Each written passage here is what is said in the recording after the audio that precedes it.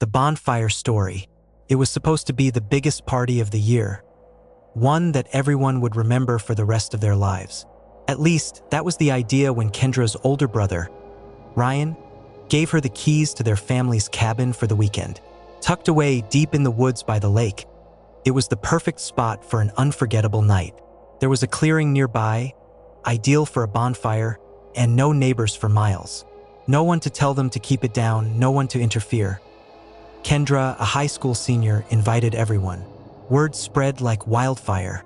By the time Friday night came around, cars filled the narrow dirt road leading to the cabin.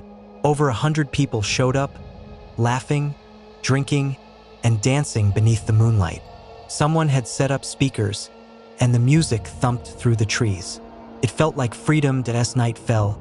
Kendra and her friends gathered around the bonfire. The flames danced high, flickering shadows over the forest. The energy was electric, but something felt off. There was a tension in the air that made the hairs on Kendra's neck stand up. Maybe it was just the excitement of throwing such a wild party, but a strange feeling gnawed at the edges of her mind around midnight. The woods seemed to grow darker, more oppressive.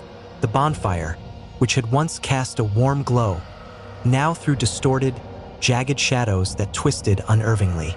Some of the kids started getting uneasy. A few had wandered off into the woods earlier to find a quieter place to drink or hang out. They hadn't returned. "Where's Nate and the others?" someone asked, their voice a little too high, betraying their nerves.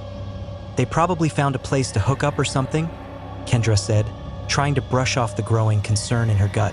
"You know how Nate is, always looking for some alone time." But the uneasy glances exchanged between her friends didn't go unnoticed. The forest, once inviting, now felt like it was swallowing the light from the bonfire. The darkness between the trees looked thicker, like ink, and Kendra found herself staring into it as though it were watching her back. That a chill wind swept through the clearing, making the flames flicker wildly. The music had stopped. Someone had turned it off, maybe to try to calm things down, but now the silence felt oppressive. Kendra's friend, Emma, nudged her and pointed toward the trees. "Do you see that?" Emma whispered. Kendra followed Emma's gaze. At the edge of the clearing, just beyond the reach of the firelight, there was movement. It was subtle at first, just the barest hint of something shifting in the darkness. A figure, no, more than one. Kendra squinted, trying to make sense of it, but the fire was blinding, making the darkness beyond seem even deeper. "There's nothing there," Kendra said, though she wasn't sure if she believed it herself.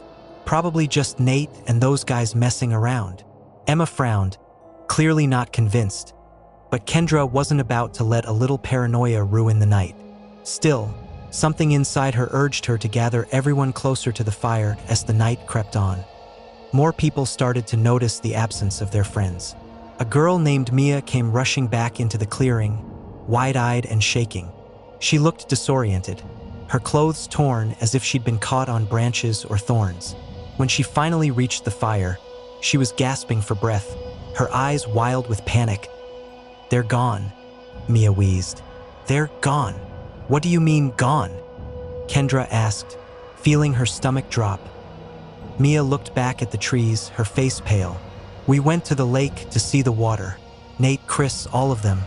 We heard something in the trees, like whispers. They all went to check it out.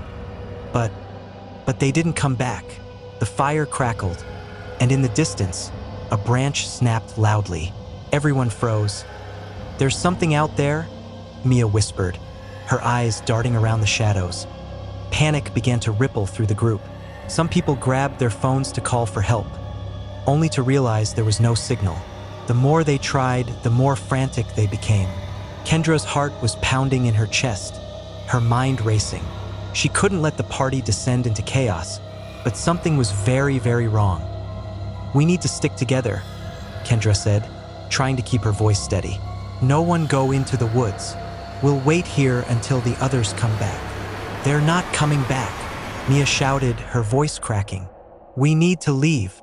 Just as Mia finished her sentence, a scream ripped through the air. It was distant, muffled by the trees, but unmistakably human. Everyone froze, eyes wide with terror. Without thinking, Kendra grabbed a flashlight from one of the tables near the fire and pointed it toward the sound. The beam of light barely pierced the darkness, but in that moment, she saw something. A figure, no figures, moving between the trees. They were too far to make out any details, but their movements were jerky, unnatural.